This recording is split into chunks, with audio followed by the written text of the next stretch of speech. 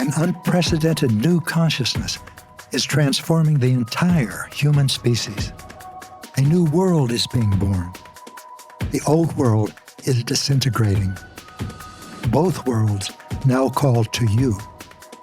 Do you want to live in gratitude, patience, contentment, and awe of the universe? Or in anger, worry, overwhelm, and despair? This podcast will help you choose joyfully and effectively. Welcome.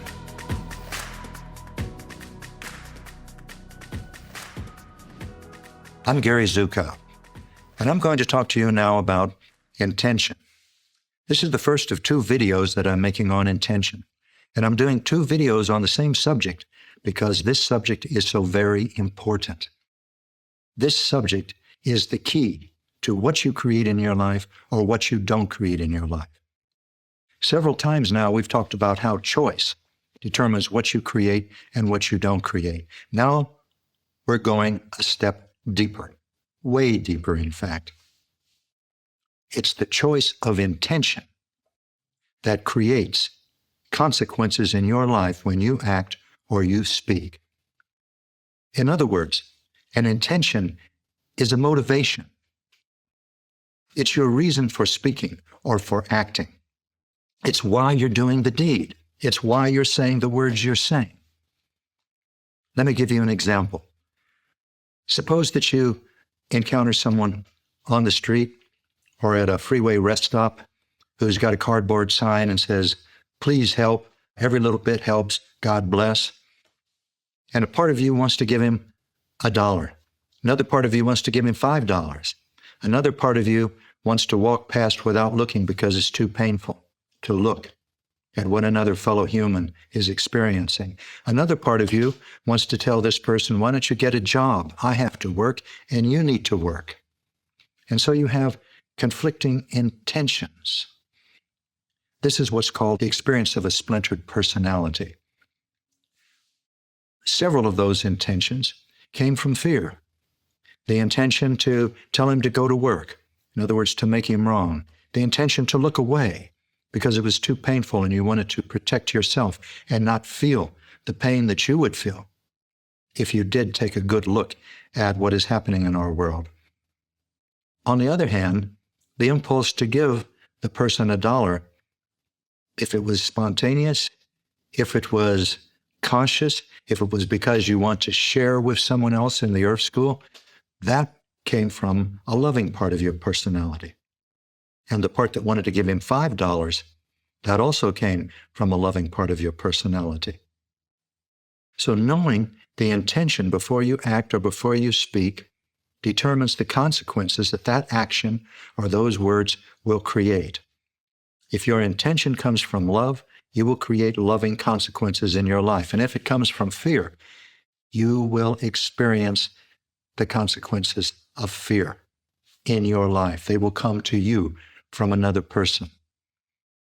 Now, what happens if you're not clear about your intention? In this example that I've given you, it's relatively simple because you yourself are aware of conflicting intentions and you choose between them. And you can do that consciously. What happens when you're not aware of an intention? What happens when you have a frightened part of your personality that's operating outside the field of your awareness? That is a deeper experience of a splintered personality, because your conscious intention is one thing, but an unconscious intention is another. Let me give you an example.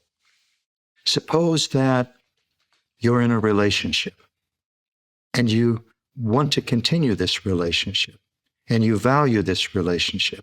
However, it's a difficult relationship, and you know that it will be if it's a spiritual partnership because it'll bring up all of the frightened as well as loving parts of your personality. And your intention is to stay in this relationship, but you have another part of your personality that doesn't want to be in this relationship any longer. That part of your personality is creating consequences without your awareness.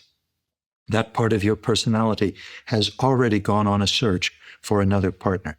That part of your personality is looking at the aspects of your relationship that are difficult and painful and not productive, and it is ignoring those aspects that are potentially very productive, positive, and will assist you in your spiritual growth. When this happens, when an individual has an unconscious intention and a conscious intention, the unconscious intention will win. All of the different parts of your personality, you might say, are competing for one slot. They are competing to be the intention for the choice that you will make in that moment. And the strongest one will become that intention. And the unconscious intentions in you are stronger than your conscious intentions. That's why it's so important to become aware of all of your intentions. To return to this example, an individual has a conscious intention to stay in a relationship, to use it, to value it, but an unconscious intention not to do that, to find another partner, to leave the relationship. And that intention puts into motion consequences, puts into motion experiences that will bring this relationship to an end. And because the individual is not aware of this conflict, he or she will be in great stress or great pain. The conflict will play itself out emotionally of wanting one thing and yet on the other hand, creating something else. Eventually, the relationship will come to an end. And when it does, this individual will say to himself or to herself, I did everything I could. I really wanted this relationship. I wanted to keep it. But it didn't work out the way I intended. That's always incorrect. It worked out exactly the way an unconscious part of your personality intended. Well, now that brings us to an interesting question.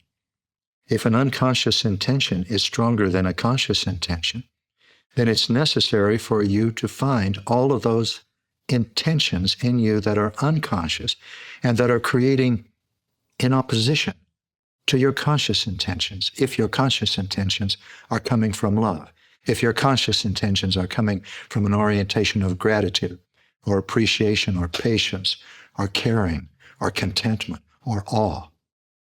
Well, how do you become conscious of something that you're unconscious of? That's where emotional awareness comes into the picture. And it comes into the picture in a big way. Your intentions don't happen in a vacuum. They come from aspects of yourself, different aspects of yourself. And we've spoken about this before. Some of those aspects are painful to experience and create painful consequences. They are aspects that you experience as anger, jealousy, resentment, rage, fear, inferiority, superiority, and on and on.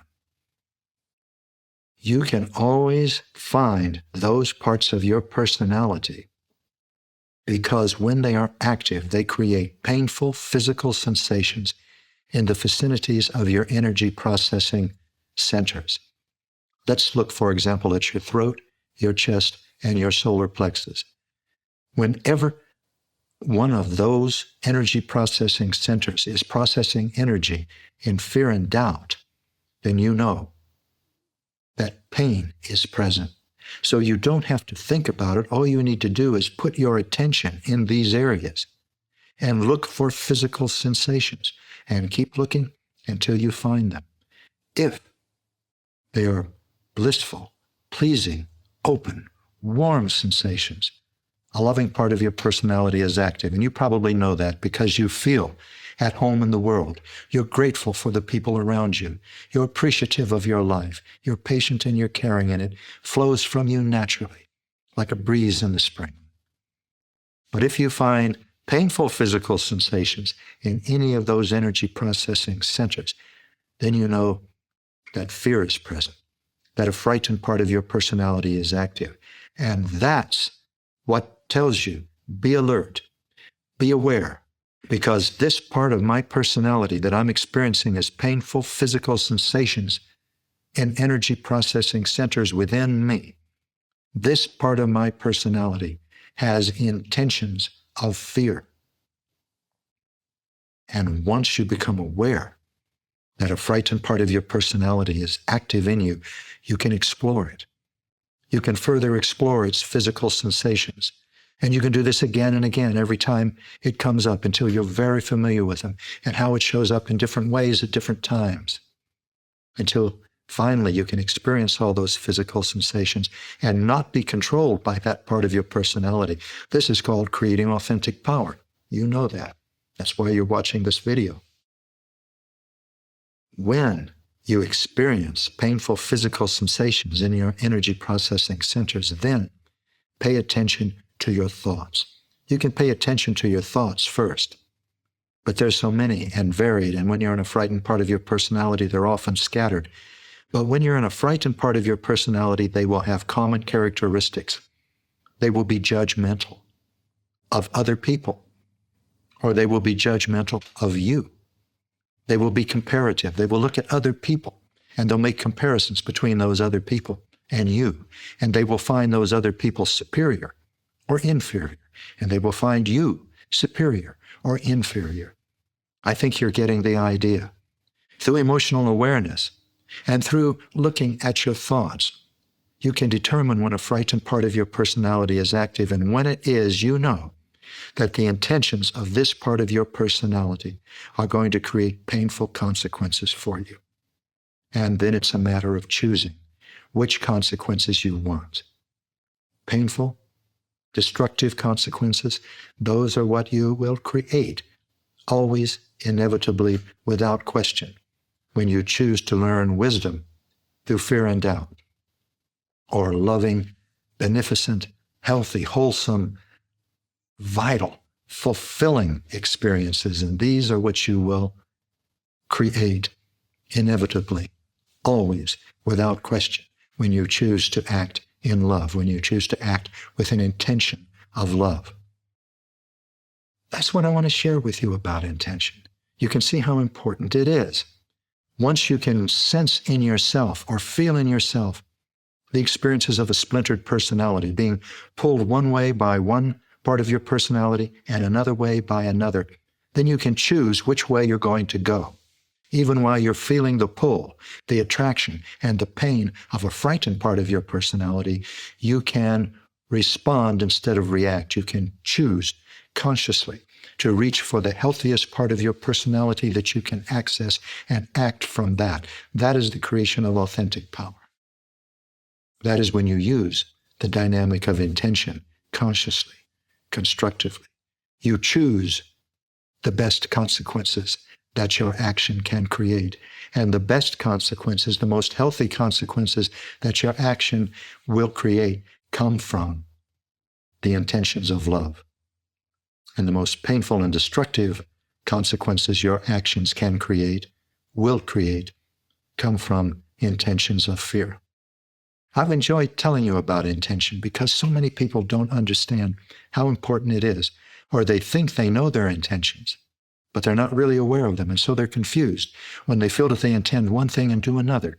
For example, they intend to make up with a friend after an argument and find themselves arguing again. Now it's time for you to apply anything that you've heard me say that you feel might pertain to you, that you feel might be healthy for you if you put it into practice. I'm looking forward to what happens when you do, and I hope you'll let me know.